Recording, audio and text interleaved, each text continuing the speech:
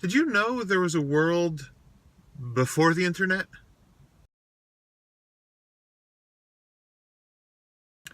So I started reading comics in 1989. So we're talking pre-World Wide Web getting popular, which was really about the mid-90s. Let's say 95, 96, 97, when Netscape came in and you started to get graphics in your browser and that kind of thing. It was a different world back then. I've been thinking a lot lately about how different a world it was when we didn't have instant communication and instant connection, and how majorly different things were. And I mean, truth be told, we had another one of those big sea changes when the iPhone came out in 2007. But for now, we can go back about a decade before that, just to the point where there was a time when not everyone in the world had email. The only people in the world who had email were probably either in the Defense Department or in a college. They had a .edu address, and that was all they had. So back in 1989 or so, when I was first getting into comics, I wasn't that big a comics guy. I wasn't worried about, what my niche in fandom was, or who else was reading it. I was buying my comics, first of all, at a stationery store in a strip mall. There was not a comic book store around that I knew of at that time. It was more a means of, or more of an opportunistic kind of thing. There happened to be one that was there that was close enough that I could go to. And for those of you kids who don't know what a stationery store is, because now you just think it's probably, I don't know, CVS or something, that's a store that might sell newspapers, magazines, greeting cards, basically all the things we don't buy that much anymore. Even greeting cards. Why do you still buy greeting cards? They are the biggest waste of money in the world. Even when you go to the dollar store and get them there, it's still a waste of money. Just give someone a hug if you're going to see them in person. And if you're going to send it to them, just send them an email. I mean, really? I know. I'm doing this whole video about being old-fashioned in fandom, and now I'm off on a tangent to why old-fashioned greeting cards are bad. It's weird, I know. So back in the early 90s, when I first got involved in fandom, there were a couple different ways to go. One, of course, was in your local comic shop. That's where a lot of people would hang out on Wednesdays when they're buying comics. There was a lot of discussion going around on the comics of the week or last week's comics, that kind of thing.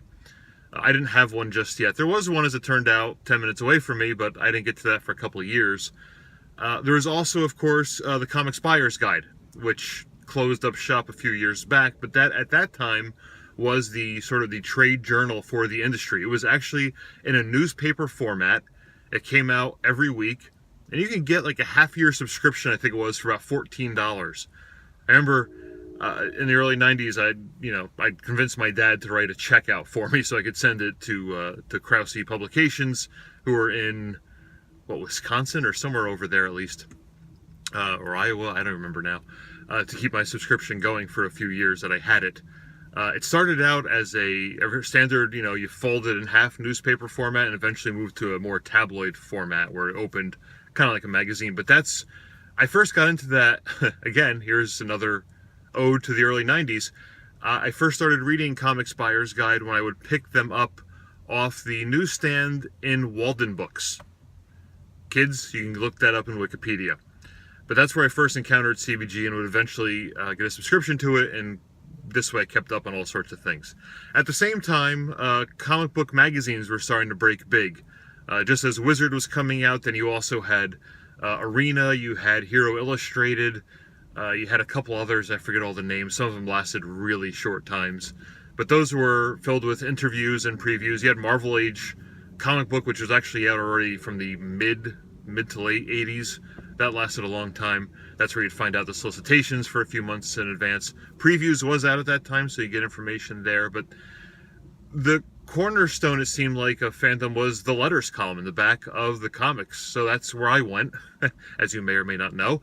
I ended up having, I think it was 400 letters printed in the course of my quote-unquote letters column career in the 90s, for the most part, bleeding into the 2000s a little bit. But every now and then I still get one printed. I still write one. But for the most part now, I'm happy with my website. I'm happy with these videos. I'm happy with the podcast I once had and may, again, someday in the future have.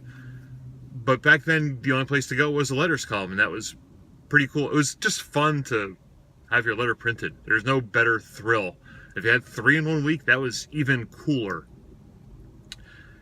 But aside from that, you also had something, you had fanzines, of course, but there was also something I took part of in a couple of different ones called APAs or APAs or APAs, depending on your pronunciation, if you will. Those were amateur press alliances. So let me explain how these work, because I'm sure it's going to blow some of your minds.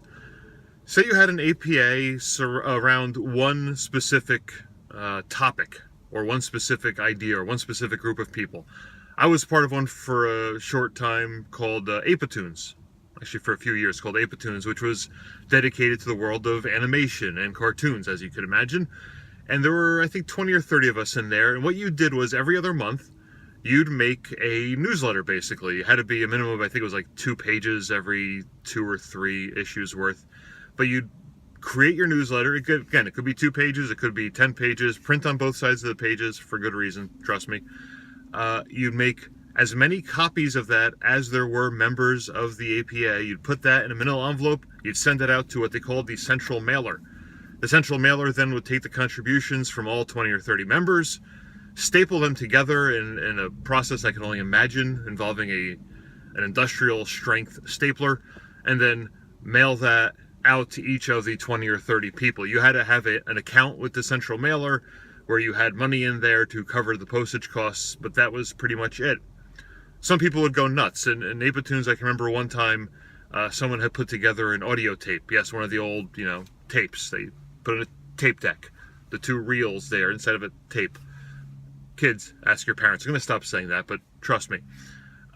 So we had that. That was But I was also involved with one, which actually I think was more it's kind of a newsletter. Well, I don't think it was an APA. I think it was actually just a newsletter, but it was formatted more like a magazine. It was a bunch of pages photocopied and stapled together, called the Critics Comics Cavalcade, which was run, I believe, by Malcolm Bourne and maybe Mark Lucas. For those of you from the 90s, you may recognize those names as being major letter hacks of the 90s, and they ran CCC, which was basically dedicated to letter hacks, talking about letter hacking and comics in general. And I can remember having a small piece published in that back in the day about how I was certain that Todd McFarlane would indeed include letters columns in the pages of Spawn. And I was right. Thank you very much. But that at least gives you an idea of what time frame that was. That would be 1991, I guess that would be, right? 92? So those were the options you had for comics fandom back in the day. There were conventions, of course. You could go to those. And you could still look up professionals' names in the yellow pages and call them, which there's always stories of that happening. No, I did not do that. Thank you very much. And from there, things would progress into the mid-90s. Especially as I entered college, the internet began to develop into the World Wide Web, taking over everything.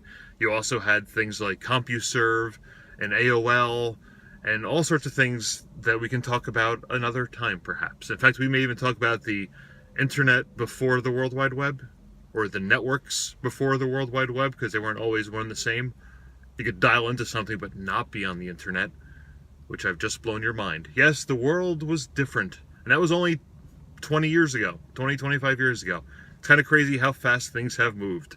But that's my thoughts right now for comics fandom in the pre-World Wide Web days. If you have memories you'd like to share, of course, the comment section is open below. You gotta draw that line on the bottom of the frame here. And let me know what you did and which APAs you were a part of, and were you part of the Kappa Alpha Legion fandom group, whatever they were. I forget their names. I was not, so I don't know. I'm just going to wrap this up. Thank you all for watching. I'm Augie De Blieck. Have a great day, everybody. Oh, and one last thing. The internet did indeed exist during this time period I'm talking about. I just wasn't on it yet. I had dialed into some local bulletin boards back in the day, in the late 80s. I had been involved in Q-Link, which for those of you who don't know is the sort of the Commodore version of CompuServe, and it would later be bought out by a group that would become AOL. And of course, when I finally read Watchmen back in the late 90s, I guess that would be, I read it side by side with annotations that were created by pulling together all the threads in Rec Arts Comics Miscellaneous, I think it was not Miscellaneous, forums on Usenet, back on internet in the day. Usenet from 1986-87. So it did exist. I just wasn't there yet, but we'll talk more about that some other time.